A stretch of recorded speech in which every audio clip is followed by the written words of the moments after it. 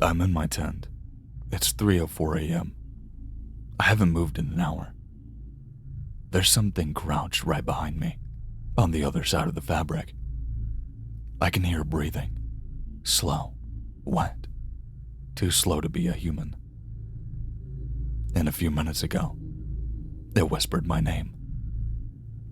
Not shouted, not mumbled, whispered, exactly how I say it when I introduce myself. Same tone, same timing, like it's been rehearsing. I have one bar of reception. I tried calling emergency, call dropped. I'm typing this as fast as I can. If it uploads, please, please, don't let them say I got lost. I didn't. I was followed. I came out here 5 days ago for a solo hike. Digital detox, air, trees, dumb ideas. It was fine at first. The forest was dead quiet, like it had been sedated. I thought that was peaceful. Now I think that was a warning.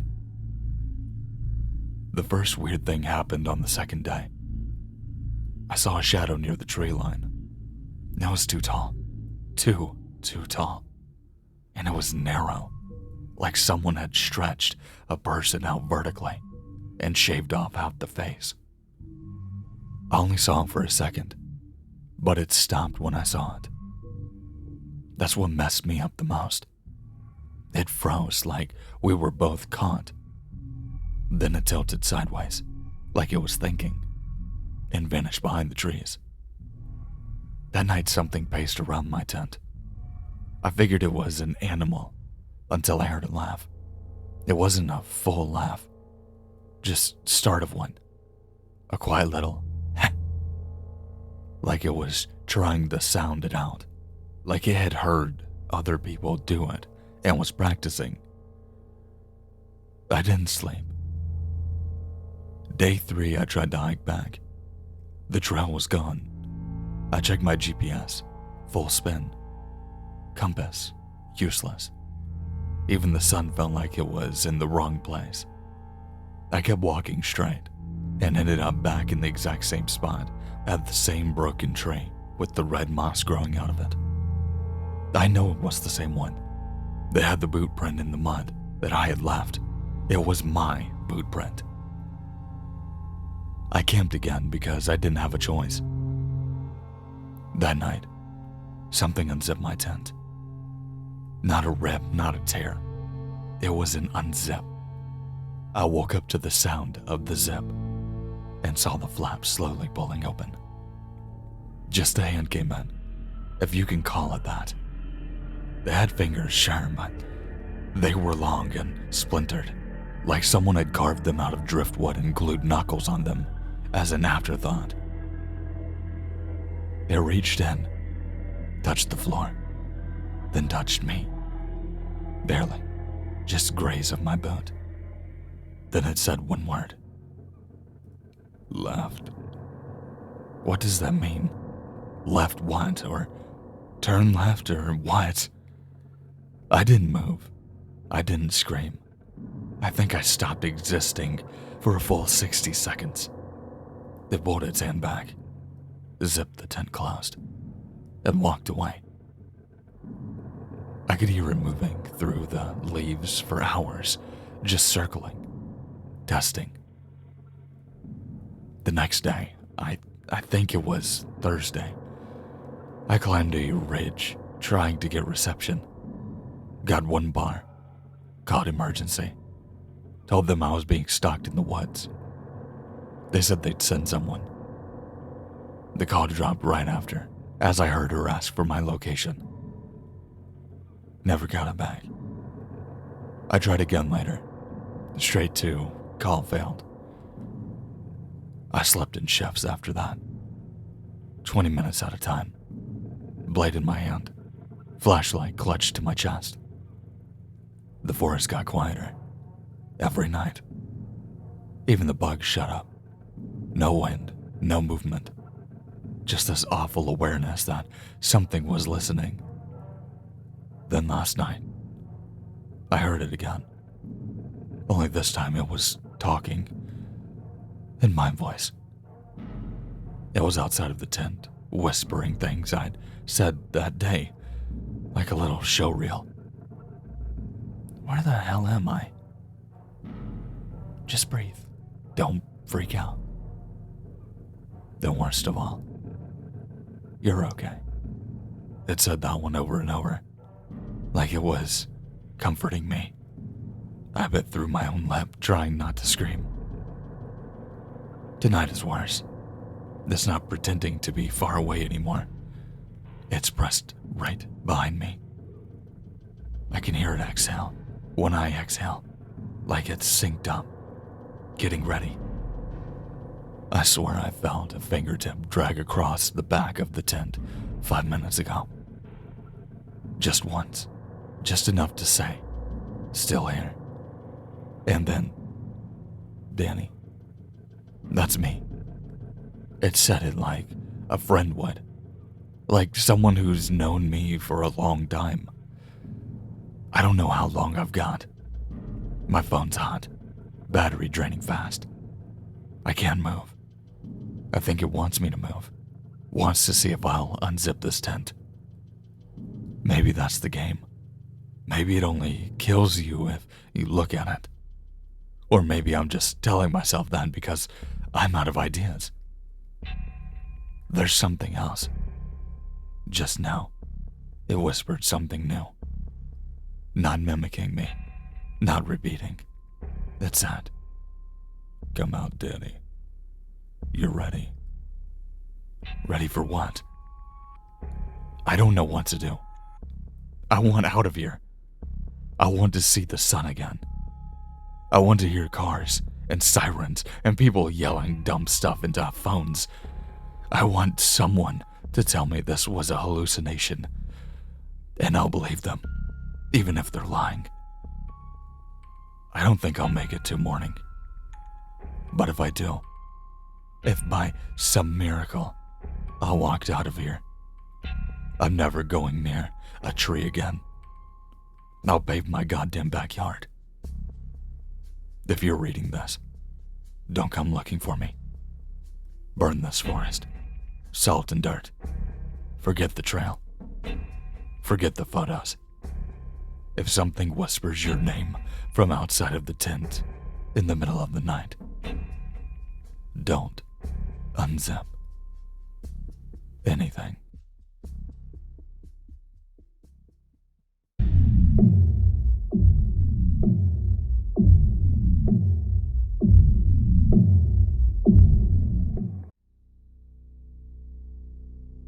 I don't know how long I have.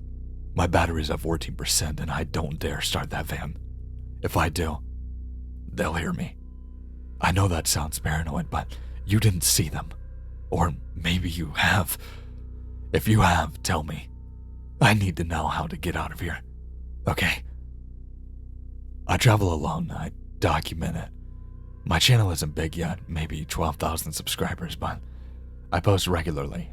Off-grid campsites, van conversations, solo travel trips, and that kind of thing. I stay out of cities, and I stay off of well-worn paths. The further I am from people, the safer I feel. Or I guess I should be saying the safer I used to feel. Tonight I'm parked off the forest road in Idaho, miles from the nearest town. It's the kind of place where if you screamed, no one would hear you. That's one of my go-to videos, by the way. A big scream, loud as I can, and then just silence afterward. Basically, the place was perfect. Until the knock came. A single, soft knock. Not on the door. On the window. I froze. It was just after 1 a.m. The woods were silent. No wind and no animal noises. My van is unmarked. I never advertise I'm a woman traveling alone, and I always wait and post my videos a week after, just to make sure that no one catches on to where I'm parked. So, how did someone find me, let alone creep up without setting off any of my motion lights? Another knock. light, insistent. There was no way this could be anything good, right? My heart was racing, my stomach already twisted into knots, muscles pulled tight. I reached for my phone. My stupid fingers fumbled and it hit the floor mat. The thump seemed to thunder loud, and when I sat back up, I nearly screamed. A child's face was pressed against the window. Pale skin, dark hair, wide, staring eyes. But something was wrong. The glass reflected weird, but there was no shine in the kid's pupils. Just black. Completely black. I choked on my breath. Every instinct in me just screamed wrong, wrong, wrong. Why was this child out here? I was so far away from any of the main roads. It wasn't the kind of place children would be. The kid didn't move, didn't blink. Then, another knock. My head snapped towards the sound, and my stomach dropped. There was a second one. A little girl this time, standing by my back door. Same dark hair. Same vacant, black stare. I don't scare easy. I've slept in parking lots where guys tried to break into my van. I've camped in places where the only sounds were coyotes circling. I'm not an adrenaline junkie, but I'm also not just starting out. But this was something else. I kept my hand low, fumbling for my knife while trying to keep my breathing steady. That sounds bad. These were just kids, right? But you don't understand. There was something wrong with them. The boy at the window finally spoke. "Let us in." 3 words. No emotion. No inflection. Just a flat, empty demand. I shook my head. It made all my hair stand up on end. He spoke again, more persistent this time. "Let us in." The girl knocked again harder. I heard it rattle the doors. It was a childish response, but I grabbed my blanket and pulled it over my shoulders, cowering beneath the heavy cotton like it was a shield. I clutched my knife so tightly, it made my knuckles ache. I don't know how long I sat there, too afraid to breathe. I knew that if I opened the door, I wouldn't be able to close it again. Suddenly, they stepped back. The dark of the night engulfed the windows again. I barely had time to process that relief before a new sound nearly made me scream. A tap on the driver's side. I whipped around. There was a third child. A new one. This kid was a little taller. He was maybe 12 at the oldest, standing inches from my driver's side door. Unlike the other two, he was grinning. The handle jerked, but I kept my door closed, so it didn't open. The grin widened. "Let us in." The same 3 words. It wasn't a question. It was a demand. I don't remember grabbing my keys, but suddenly they were in my hand. I flipped the ignition, and the dashboard lit up. My heart slammed. If I had to, I'd run them over. But the engine didn't start. I turned the key again. Nothing. Nothing. The battery was fine. The gas was full. It had everything to start just fine this afternoon. But right now, the van wasn't starting.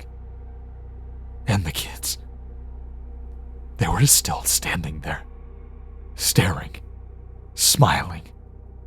I reached for my phone, fingers shaking. No service. Then the tapping started again. Every window, every door, a slow, measured rhythm. I must have blacked out at some point, because the next thing I knew, the van was filled with light. Sunlight. I woke up still clutching my knife. My doors were locked. My keys were still in the ignition. My phone was in my lap, battery at 23%. I risked a glance outside, but there were no signs of kids. I opened my driver's side door, hard hammering. The air smelled like the damp earth. Pine. A beautiful, misty morning. My tires were untouched. There were no footprints in the loomy soil. It was like they'd never been there at all. But they were. I know they were. And I know they're still out there too, because my van still won't start. And I'm worried that tonight, the knock will come again.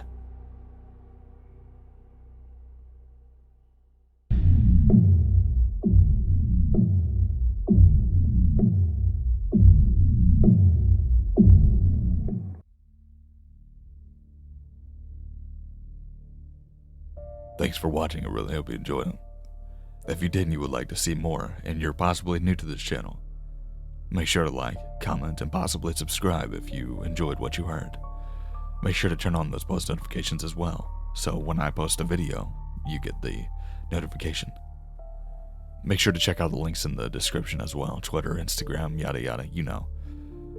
But, with that being said, stay safe, stay scary, and I'll see you in the next one.